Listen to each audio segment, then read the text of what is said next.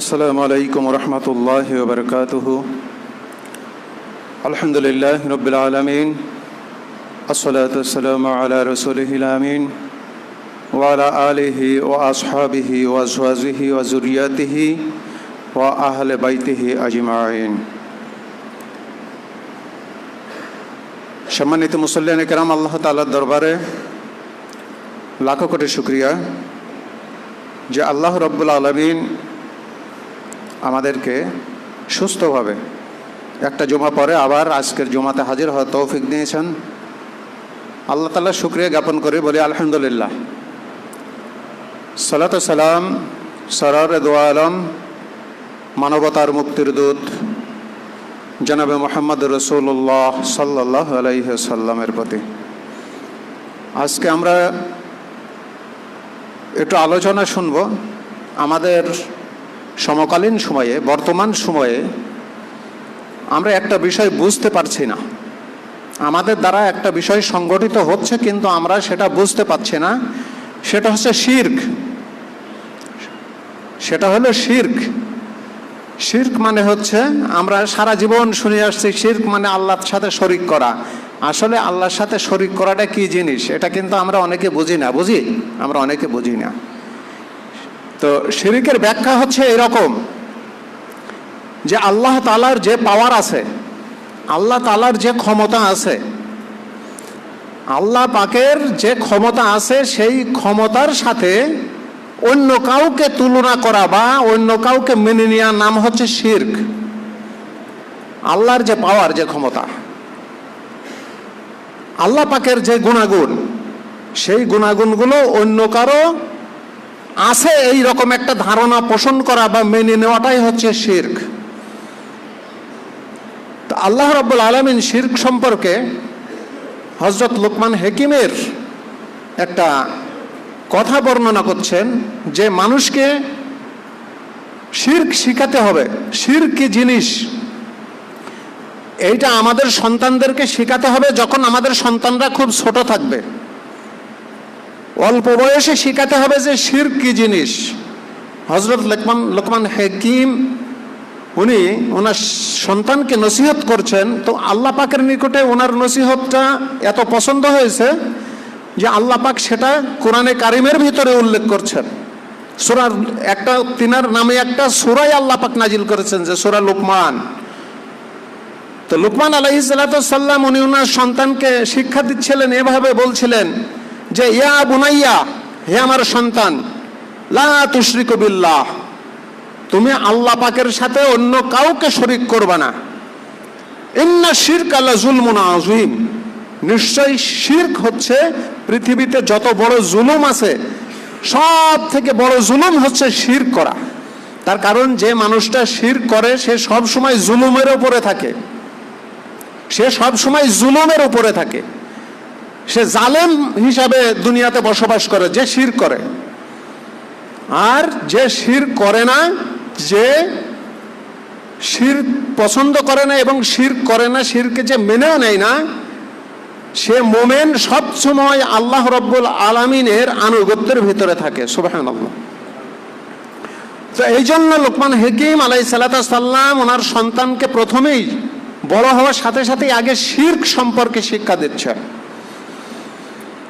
তো এটার কারণটা কি?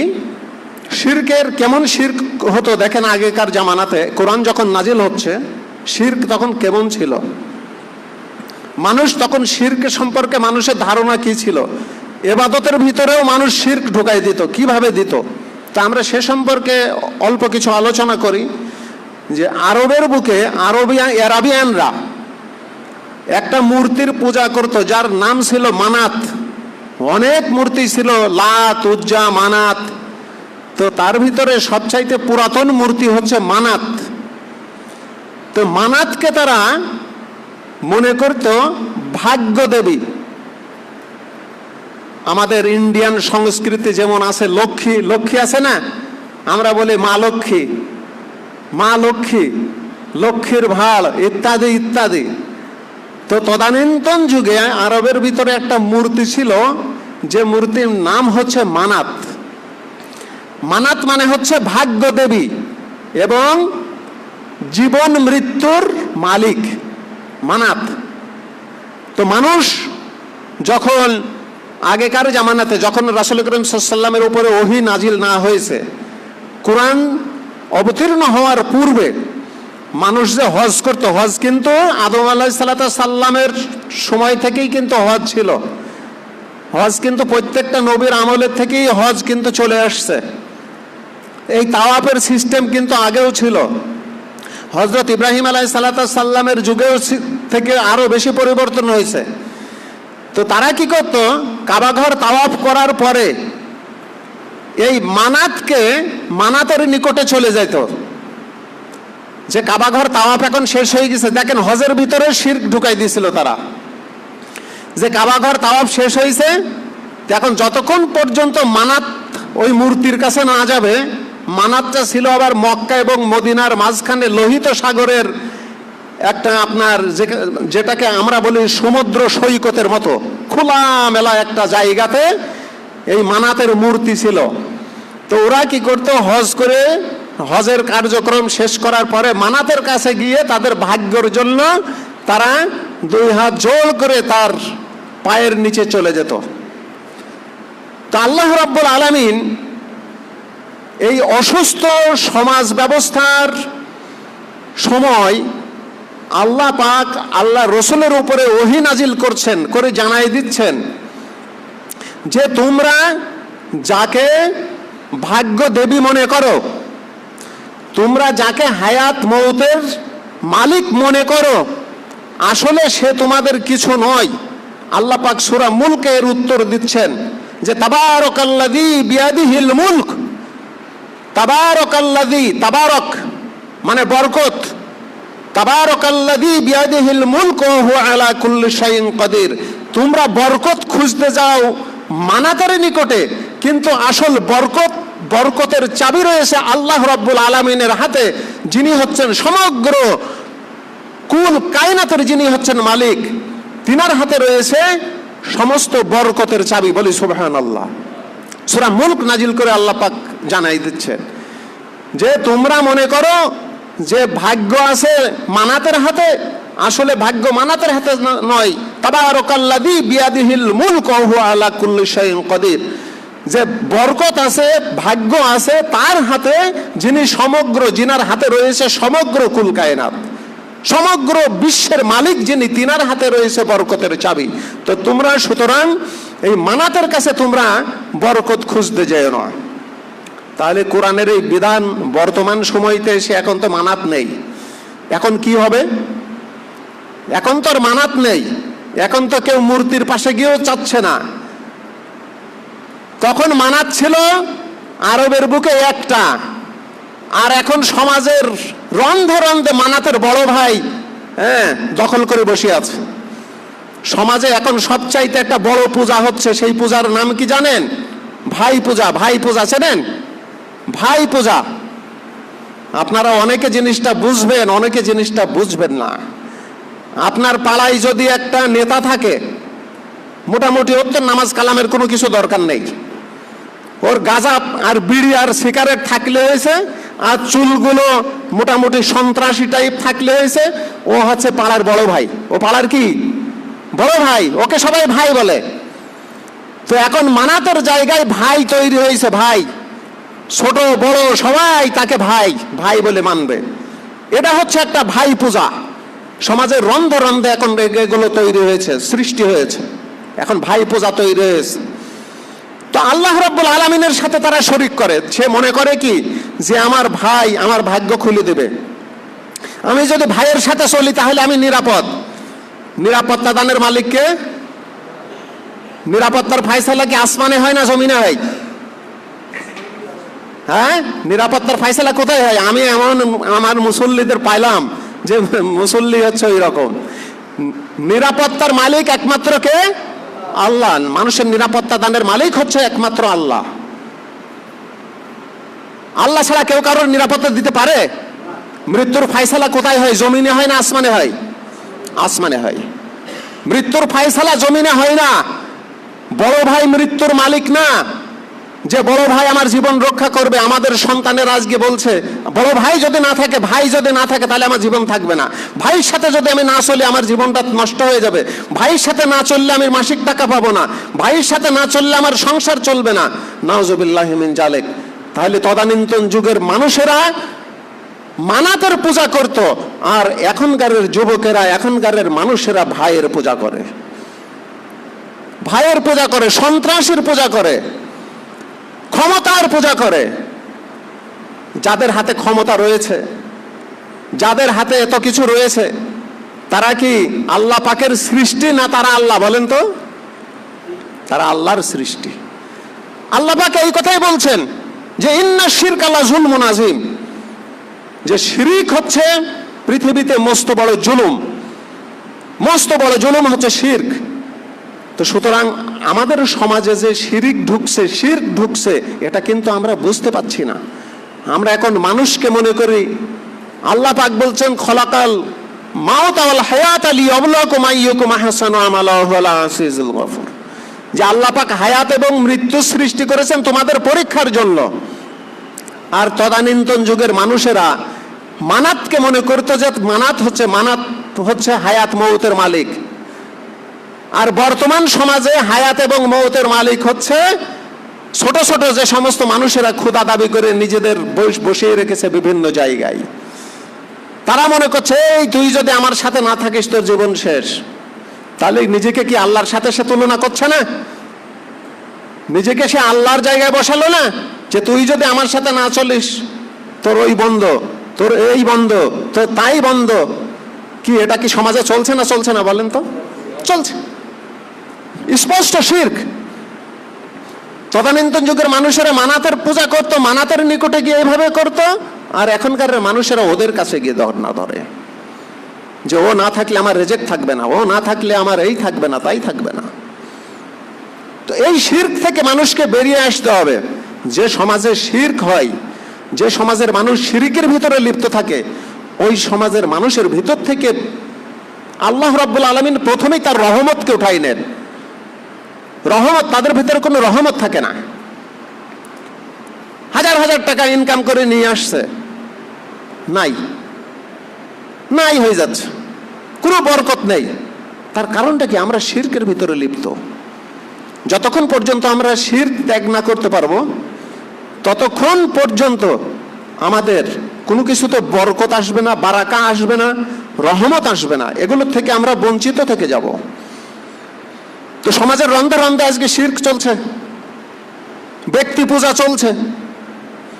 আজকে এমনও আছে যে আমরা এখন দাবি করি মানুষের হায়াত নাকি বেড়ে গেছে। মানুষের হায়াত কি আল্লাহ পাক ছাড়া কেউ বাড়াইতে পারে? কেউ কমাতে পারে? তাহলে এখন আমরা শুনতে পাচ্ছি যে মানুষের হায়াত আগে 60 বছর ছিল গড়, আর এখন 70 বছর হয়ে গেছে, মানুষের হায়াত বেড়ে গেছে। নাউজুবিল্লাহ মিন জালিক। রাষ্ট্রীয়ভাবে একটা শিরক কথা বলা হচ্ছে। এই জন্য আল্লাহ পাক বলছেন যে খলাকাল হায়াত ওয়াল মাউতা, যে আল্লাহ পাক হায়াত এবং মৃত্যুর মালিক হচ্ছেন তিনি। হায়াত মউত কার কতদিন হায়াত হবে, হায়াত হবে না, এর মালিক হচ্ছেন আল্লাহ পাক, এবং আল্লাহ পাক এরা জানেন। আমরা এখন বলছি মানুষের হায়াত বেড়ে গেছে। কত বড় শিরক আমরা করছি আল্লাহ পাকের সাথে, আল্লাহ পাকের সাথে কত বড় শিরক করছি। তো এই সমস্ত শিরক নিয়ে কিন্তু আমরা অনেক আছে আমাদের কবরে চলে গেছে, অনেক আমরা দুনিয়ার বুকে এখন জীবিত আছি, আবার অনেক আছে এই শিরকের আকীদা নিয়েই কিন্তু আমরা দুনিয়ার থেকে চলে যাব। এই শিরক মনের ভিতরে পোষণ করেই আমরা দুনিয়া থেকে বিদায় নিব। আর আমাদের জানাজা পড়া যখন হবে, তখন জিজ্ঞাসা করা হবে লোকটা কেমন ছিল, বলবে খুব ভালো ছিল। কি আমরা এটা বলি না বলেন তো? বলি। সারা জীবন শিরকের ভিতরে থেকে গেল, আর জানাজার সময় আমরা সবাই বললাম ও ভালো, তাহলে কি ভালো হয়ে যাবে? আল্লাহ পাকের কাছে ভালো হবে না। এগুলো হইলো একটা জাল হাদিস, একটা ভুয়া হাদিস, যে জানাজা নামাজের সময় সবাই যদি বলে ভালো ছিল, তাহলে সেই লোকটাকে আল্লাহ পাক মাফ করে তাকে বেহেশত দিয়ে দিবেন। নাউজুবিল্লাহি মিন জালিক। একজন সন্ত্রাসীর জানাজাতে আমরা গেলাম, একজন লুটপাটখোর জনগণের হক মেরে খাওয়া মানুষ মারা গেল, মারা যাওয়ার সাথে সাথে আমরা কি করলাম?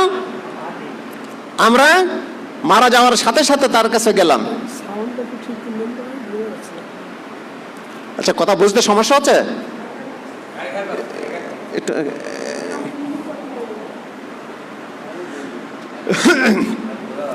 তো যে কথাটা বলছিলাম যে এই শিরক নিয়েই কিন্তু আমি আর আপনি যদি থাকি, আমাদের জানাজাতে যতই বলা হোক যে আমরা ভালো মানুষ, কাজ হবে না আল্লাহ পাকের কাছে। আল্লাহ পাকের কাছে কাজ হবে না। এটা আমরা শিরক নিয়েই কিন্তু আমাদের চলে যেতে হবে। তো সেই জন্য লোকমান হাকিম আলাইহিস সালাতু ওয়াস সালামের একটা নসিহত, সেটা হচ্ছে তিনি তার সন্তানদেরকে বলছেন, তিনার একটা সন্তান ছিল ছোট, সেই সন্তানকে বলছেন, ইয়া বুনাইয়া, হে আদরের সন্তান, লা তুশরিকু বিল্লাহ, তুমি যেন কখনো শিরিক করো না। ইন্না শিরকা লা যুলমুন আযীম, নিশ্চয় শিরিক হচ্ছে অনেক বড় অপরাধ। কাউকে বলা যাবে না যে উনি না থাকলে আমার পেট চলবে না, উনি না থাকলে আমার সংসার চলবে না, উনি যদি এটা না দেন আমি চলতে পারবো না, উনি যদি আমার না দেন, সাহায্য না করেন, আমি বাঁচতে পারবো না। এই সমস্ত কাজগুলো, এই সমস্ত কথাগুলো, এই সমস্ত আচরণগুলো সব হলো শিরক। সব কি? শিরক। তো এই শিরক মিশ্রিত ঈমান নিয়ে যদি আমরা কবরে যাই, তাহলে কিন্তু আমরা নাজাত পাবো না। তো এই জন্য আল্লাহ রাব্বুল আলামিন যেন আমাদের সকলকে এই শিরক মুক্ত জীবন তৈরি করার তৌফিক যেন দান করেন, এবং আমরা যেন শিরকটা কি এটা যেন বুঝি, এবং আমাদের সন্তানদেরও যেন আমরা এই শিক্ষাটা দিই। আমাদের সন্তানকে তো আমরা এখন এই শিক্ষা দিই না। আমাদের সন্তানদের আমরা এখন কি শিক্ষা দিই? পিস্তল কিনে দিই নাকি?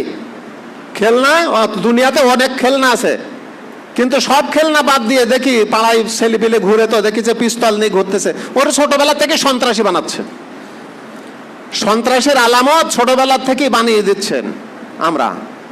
ওরে পিস্তল কিনে দিচ্ছি, ওর পড়াশোনার দরকার নেই, ও প্রথমে গিয়ে পিস্তল খেলতেছে। তার কারণ কি? ওই যে বাপ মা টিভিতে দেখছে পিস্তল নিয়ে ঘোরাঘুরি করে, বাপ মা এখন ওরে দিয়েছে পিস্তল কিনে। এখন ও সমাজে এইরকম করে ছোটবেলা থেকে পিস্তল চালানো শিখছে। 10-12 বছর যখন বয়স হবে, ভাইয়ের সাথে যোগ দিবে, তখন ভাইয়ের সাথে যোগ দিবে। আস্তে করে ভাই একটা পিস্তল ধরাই দিবে, যা অমুকের হত্যা কর, অমুকের হত্যা কর। এই যে খুব দুঃখজনক ঘটনা, ঝিনাইদহ 4 আসনের এমপি সাহেব, উনাকে যে মারলেন, একেবারে হাড় মাংস কিমা বানিয়ে দিলেন। তো এগুলো কারা মেরেছে? এই সন্ত্রাসীগুলো কারা? এগুলো তো আগে থেকেই সেগুলো সন্ত্রাসী ছিল, ছোটবেলা থেকেই সেগুলো সন্ত্রাসী ছিল। আমরা যে প্রত্যেকটা মৃত্যু হচ্ছে, অপমৃত্যু হচ্ছে, খুব দুঃখজনক, খুব বেদনাদায়ক। আমি যদি কাউকে মেরে থাকি, আমাকেও কিন্তু ওইভাবে মরতে হবে। তো এই জন্য প্রত্যেকটা মৃত্যু, সে যত বড় শত্রুই হোক, আমরা কারো মৃত্যু কামনা করি না, কারো মৃত্যু কামনা করি না, সে যত বড় শত্রুই হোক। এই জন্য মৃত্যু কামনা করা যাবে না। তো আমরা আমাদের সন্তানগুলোকে ছোটবেলার থেকেই এই হাবি জুবি পিস্তল টিস্তল কিনে দিয়ে আমরা তাদের মন মানসিক অবস্থা, ওই সন্ত্রাসের ব্রেন আমরা তাদেরকে ঢুকাই দিচ্ছি। তাদেরকে ছোটবেলা থেকে আরবি শিখাতে হবে, কোরআন শিখাতে হবে, শিরক কি জিনিস এটা শিখাতে হবে। এমনও স্কুলের কথা শুনেছি যে ছাত্রদের হাতে শিক্ষক বলতেছে, তোমরা চোখ বন্ধ করো, চোখ বন্ধ করে সবাই বলো, আল্লাহ আমার চকলেট দাও। তো বাচ্চা কাচ্চারা বলছে যে আল্লাহ আমার চকলেট দাও। তো বলছে সবাই চোখ খুলো, সবাই চোখ খুলো। তো চোখ খুলছে, বলতেছে কই হাতের ভিতরে চকলেট আছে? তো বলতেছে না, তো চকলেট তো নেই। তো বলতেছে তাহলে তো আল্লাহ তোমাদের চকলেট দেয় নাই, আল্লাহ তো তোমাদের চকলেট দেয় নাই। দেখেন শিরক কিভাবে শিখাচ্ছে সন্তানদেরকে, শেখানো হচ্ছে। এটা সত্য হোক আর মিথ্যা হোক, একটা উদাহরণ দিচ্ছি। যে তারপরে কিছুক্ষণ পরে বলছে যে আপু আমারে চকলেট দাও। শিক্ষক বলছে এখন বলো যে আপু আমাকে চকলেট দাও। তো আপুর হাতে আছে চকলেট, যখন হাত খোলা অবস্থায় আপু চকলেট দাও বাচ্চারা বলছে, তখন আপু সবার হাতে হাতে একটা করে চকলেট দিস। তো বাচ্চারা বলছে, শিক্ষক বলছে এখন কি তোমরা চকলেট পেয়েছো? তো বলছে হ্যাঁ চকলেট পেয়েছি। এখন বাচ্চাদেরকে বলছে বলো আল্লাহ বড় না তোমাদের আপু বড়, তো বলছে আল্লাহ, বাপু বড়, আপু আমাদের চকলেট দিছে। তাহলে সুপরিকল্পিতভাবে এটা একটা উদাহরণ যে এরকম অনেক কাজ আমরা আমাদের সন্তানদেরকে দিয়ে করিয়ে থাকি, যেগুলো হলো সম্পূর্ণ শিরক। এই শিরক থেকে আমাদেরকে বাঁচতে হবে, আমাদের সন্তানদেরকে ছোটবেলা থেকে শিরক থেকে বাঁচতে হবে। ওকে প্রথমেই ছোটবেলা থেকেই শিক্ষা দিতে হবে যে আল্লাহ এক, আমাদের রসুল এক, আমাদের রসুলের নাম এই। ছোটবেলা থেকেই শিক্ষা দিতে হবে তাকে যে রেজেকের মালিক আল্লাহ, রেজেকের মালিক মানুষ না, হায়াতের মালিক আল্লাহ। হায়াত মউতের ফায়সালা আসমানে হয়, জমিনে হয় না। ছোটবেলা থেকেই সন্তানদেরকে এই জিনিসগুলো আমাদের শেখাতে হবে। তো আল্লাহ পাক আমাদের সকলকে তৌফিক দান করুন। ওমা তৌফিক ইল্লা বিল্লাহ। আসসালামু আলাইকুম।